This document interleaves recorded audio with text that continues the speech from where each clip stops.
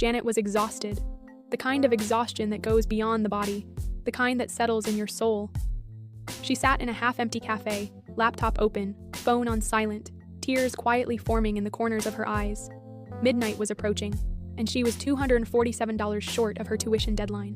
That may not sound like much to some, but to Janet, a first-generation student working 2 part-time jobs, it was everything. She had tried everything she could, sold her clothes online, babysat kids for neighbors, cut down to eating 1 meal a day, but the money just wouldn't stretch, and she didn't have the heart to ask her mom for help, not when she already skipped her own meds to keep Janet in school. She opened her email again. Final warning, tuition due in 3 hours. She let out a laugh, not the happy kind, the what else could possibly go wrong kind. God, she whispered, barely audible. I believe you're real, but if you are, this is the moment to show me. Please. I don't want a miracle next week. I need one tonight.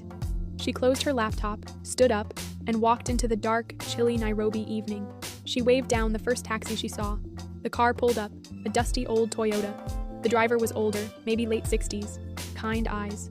Wore a sweater 2 sizes too big and hummed something gospel under his breath. Where to? He asked. Home. They drove in silence for a while. Then he spoke. You look like someone waiting for something big, he said. She sighed. Just waiting to see if hope is real or just poetic nonsense. He nodded slowly. Hope is often late, but never absent.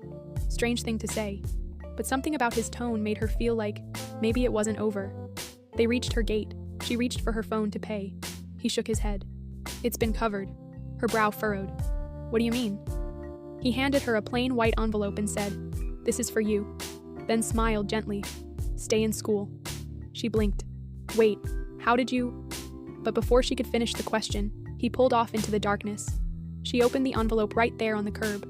$250 in crisp, clean notes, and a handwritten note that simply read, God sees you. You are not forgotten.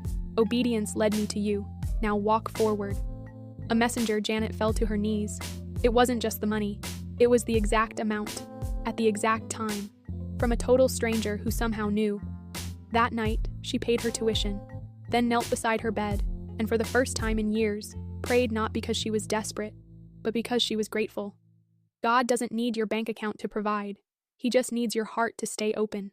Follow if you believe divine provision still shows up, even in taxi rides, sealed envelopes, and ordinary people obeying a holy nudge.